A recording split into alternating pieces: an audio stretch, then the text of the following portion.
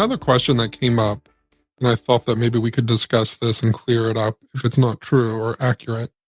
Did Jean say in The Keepers that Cathy confided in Brother Bob about the abuse? And does anyone know who Brother Bob is yet? You know what? I feel so stupid because I've seen it a million times and I can't remember if she actually said. I do think there was some reference to Cathy confiding in Brother Bob and Brother Bob telling Jean that she had. What do you remember? What do you people remember? Yeah, you'd think that you and I would remember this part. The only reference that I remember, and it's been a while, is I remember that Brother Bob had told Jean that she was the reason that Cathy was dead. So that was the only thing that I can remember. Maybe we can find that out and update this if we find it to be true. And I don't remember that. I remember Brother Bob saying, I killed that nun with a pipe. Do you remember that? Yeah, I think so. Okay. Maybe we need to watch it again.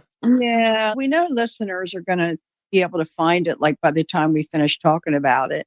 Oh, yeah. Tell us what episode and how many minutes in. The other, oh boy, we're back to Brother Bob. Okay, folks.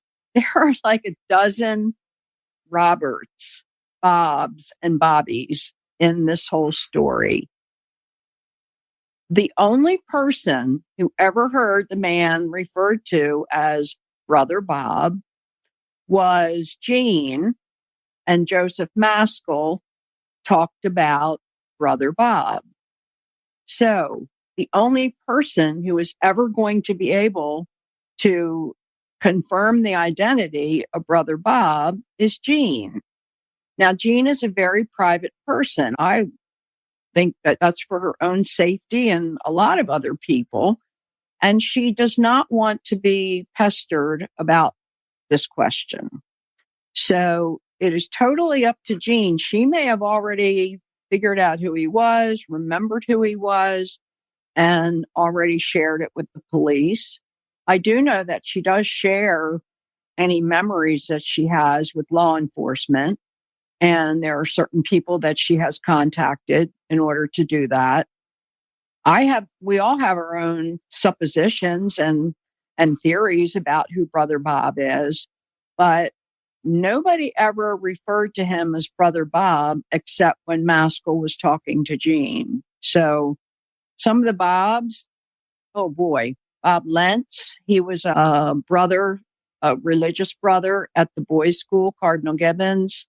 There was another one named Robert Lafferty, who is an abuser priest, retired, I think, from Mount St. Joe. Bobby Thompson was a friend of Edgar's who lived a couple miles down from Carriage House Apartments and was Edgar's neighbor. There was Bobby Schmidt, who was one of the Schmidt brothers. Somebody even said, what about Cathy's brother-in-law, Bob, Marilyn's husband? I'm like, oh, please, don't even go there. That man is like a saint. He's not Brother Bob. So a lot of people have talked about Robert Hawkins. Hawkins was a priest at St. Rita's in Baltimore. I don't think he was Brother Bob. I don't think he was violent or had that kind of demeanor. Jean remembers, I think, being probably more scared of that person than she was of Maskell. Hawkins actually, after the Holy Cross Cemetery dig, he took Maskell into his parish and let him hang out there for a while. I don't know. Have you heard of other Bobs, Shane? I think every day on Facebook, someone has a theory on Brother Bob. And if someone's going through old articles, it seems like there's always a question on, could Bob have been even his real name? And could this have been him? But I think the main takeaway is that these are Jean's memories. And I have full confidence in her in knowing her limit on what she shares publicly. So I think that in all circumstances, if Jean remembers who Brother Bob is or can identify him. That information is more important to go to the police than I think it would be to tell us. The next question that we were sent was, do you think the other murders in that time frame and area are related to Sister Cathy's case? I say yes. There's 6. I don't really have too many shades of gray on this one, do I? I pretty much, okay. I do think Cathy's was connected with Joyce. And boy, we've talked about that a lot. Joyce knew Maskell. Joyce went to St. Clement's. Joyce was not at Keogh. She was older than the Keogh student. She was 21. But from what her brothers told us, it is possible she told Maskell to stay away from her younger sister and threatened to kill him. And I don't think he liked to hear that. The other murders are in order. Grace Montagna. She was abducted, and my feeling is the intention was to traffic her as a prostitute, as some of the other girls were, and that she fought back, and they didn't like that. The next one was Pam Conyers. We don't know a lot about Pam. And I've talked to somebody in every family except for Pam's. I don't like to just make cold calls, but if somebody contacts me and said they're a relative, I do follow up on that. Pam was found strangled. Her car was left open, and she was found on the median strip in Anne Arundel County of a highway that was under construction that regular people would not have had access to. You could get onto the highway, but it wouldn't be something that would be traversed a lot. The other 2 are Heather Porter and Danny Crocetti. Heather was from Lansdowne, and I've just this week talked to one of her best friends. I've not talked to anybody in her family. Heather I hear she was a wonderful person, but she did get in trouble at school, and I don't think anything major, but she was having issues, family issues. I think she lived with her dad. And finally, she ended up living at a place it was a residence for girls who were having problems. And, I feel so stupid for not remembering it. I'll remember it and it'll come back. The House of the Good Shepherd, that's what it was. And she lived there. And it's my understanding that she ran away and was abducted. She was found 40 minutes from there around the Baltimore Beltway in an area called Towson. And again, she's a cold case. The last one that we know about was a boy, Danny Crocetti. Danny was from Our Lady of Victory Parish, which was also one where Joseph Maskell was assigned for a while. And Danny was found near a stream behind that parish property. We've heard a lot of stories about what happened to him, but talking to his relatives or one of his relatives, I don't believe they've ever been given an accurate account of what happened to him and why. I have heard from one of the police officers that is from Baltimore County that the police also believe that it's possible there are some elements in these murders that indicate that they are connected. What do you think, Shane? I think that there was such a huge sexual and pedophile ring going on in that area of Baltimore. So any young female, even a male, because we know that it wasn't just females that were being abused.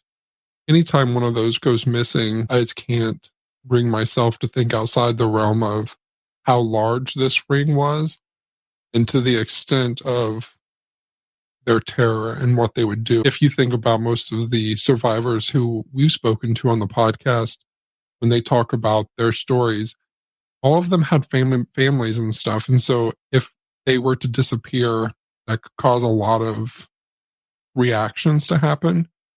But when you have someone in these other circumstances who their cases seem to like they could have been sexually motivated, and then they go missing and they get murdered, it just, a lot of questions come up because it is such a huge sexual pedophile ring that's going on.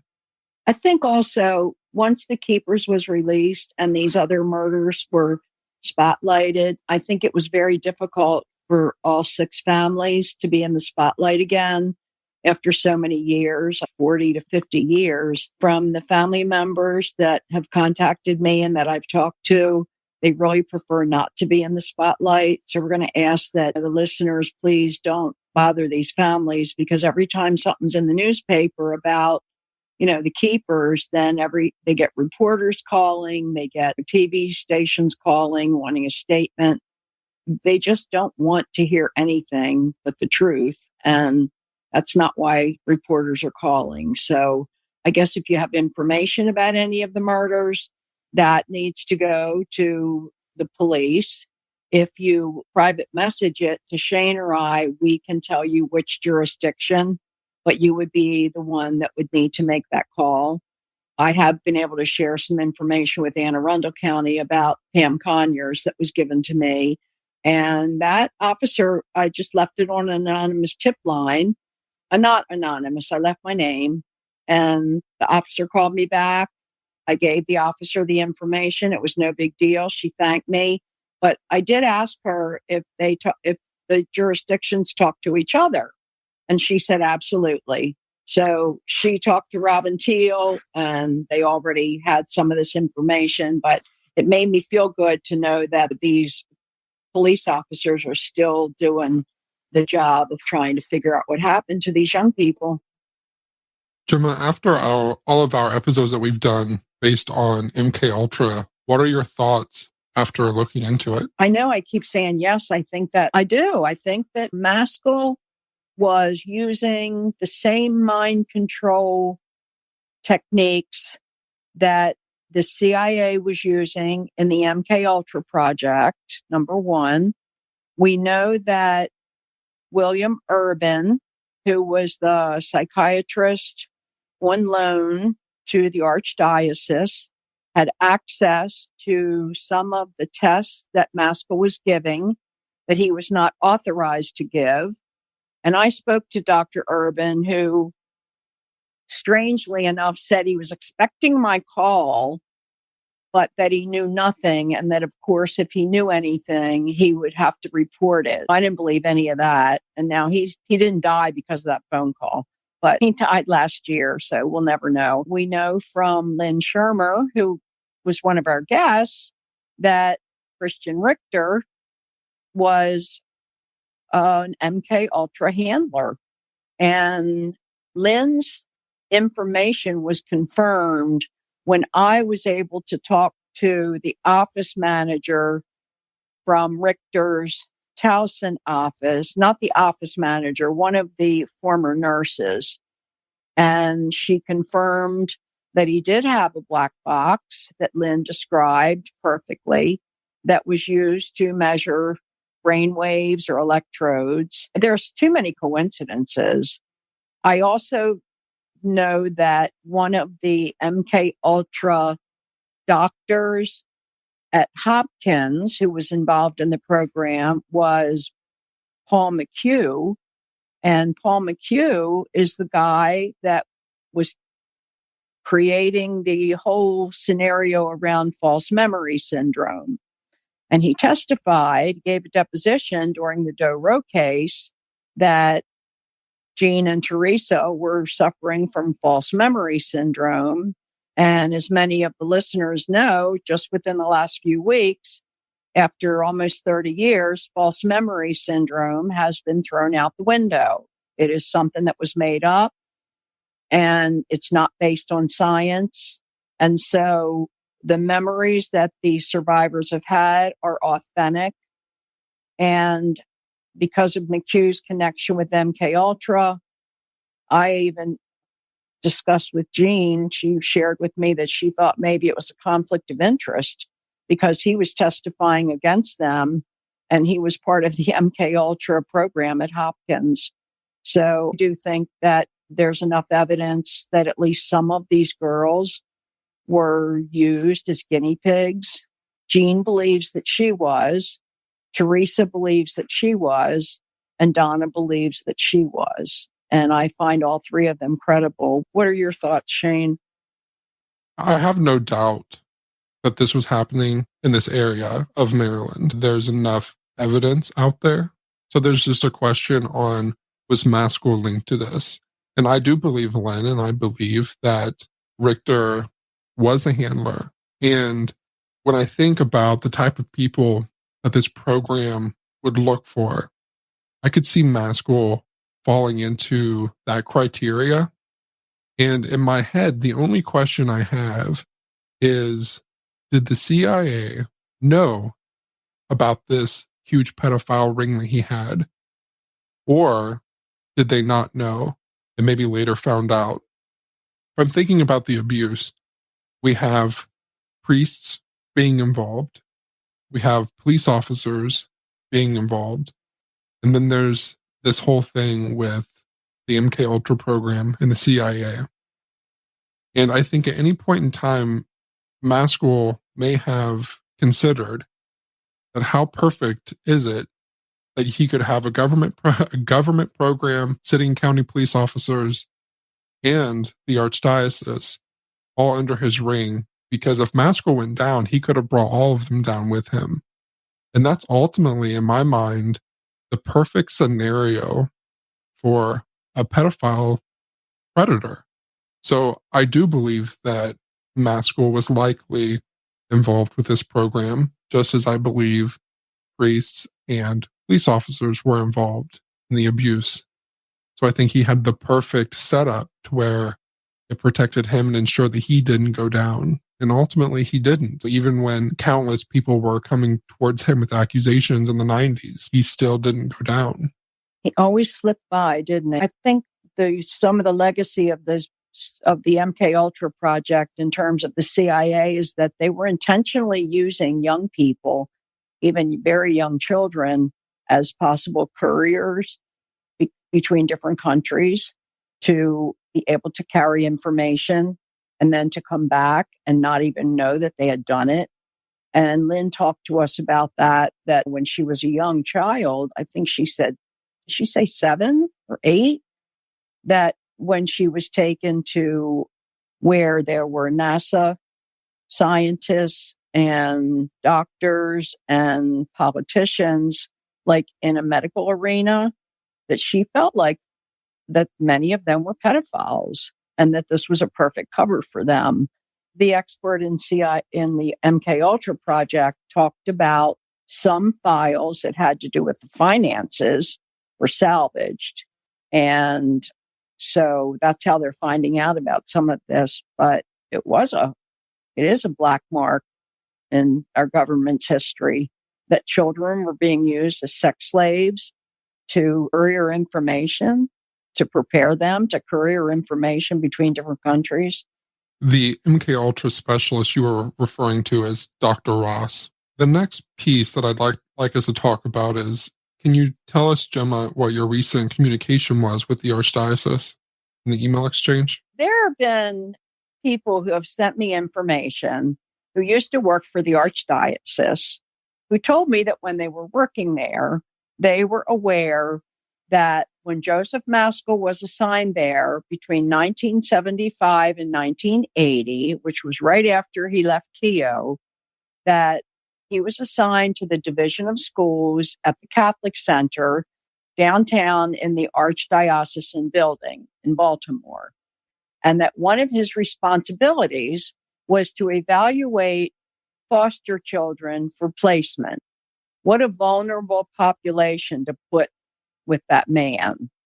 Now, I first was told it was part of Catholic Charities, and then I was told it was part of the St. Vincent de Paul Orphanage. I also was told that there were some high school students from either Towson Catholic High School or a high school called the Catholic High School, both in Baltimore, and that these high school students were assigned to him as like a work-study program to do filing and clerical work for him, and that because he was so creepy, they left. Now, I have not been able to find evidence of any of that, So, of course, in my naive head, I wrote to the Archdiocese and asked if they had any information. I wrote to Sean Kane, who is the Director of Communications, and I wrote to David Kingkoff, who's one of the Archdiocesan attorneys. And instead of responding to me, they turned my email over to a woman named Jerry Burkhart, who is the representative for Child Protective Services in the Archdiocese. Now, I've met her. Very nice lady, but I met her at the mediation table for one of the Keogh survivors who had no one to go with her. So, of course, it raised a big ruckus when I arrived because they didn't want me in there with her. But she said, Gemma's my person today. And I thought it's notable that the table where this mediation happens is a large rectangular conference table. And the survivor and their person sit on one side of the table with their attorney. And on the other side, Jerry Burkhart sat between the Archdiocesan attorneys. Now, I don't know about you, but I was intimidated. She's supposed to be the advocate for this survivor, and it was not at all evident that she was anybody's advocate. So she wrote back to me, and all of this has been on the Out of the Shadows page and the Keepers page, and also the page called Who Killed Sister Cathy. And her response was, we have no evidence of any student interns, and we have no records that any children were evaluated by Joseph Maskell. Of course they don't, because it's probably all gone. So I didn't stop there. Her next paragraph was part of a form letter that gave me instructions about how to report sexual abuse to the Archdiocese. Okay, I can feel my blood pressure going up right now because you know what? That's the last thing in the world I would do. I would call 911 if my child or somebody in my family was abused by a priest and let law enforcement handle it. So most of the letter was form letter. And then, thank you very much, blah, blah, blah. I didn't like that. So I wrote back and I included the gentleman again. And I said, turned my letter over to Jerry. So I'm including you in this. And I gave them more information about how I felt and how we all feel. And that 150,000 people worldwide are waiting for some answers. The pages that we're on, Shane, were very supportive of me, but I have yet to get a response.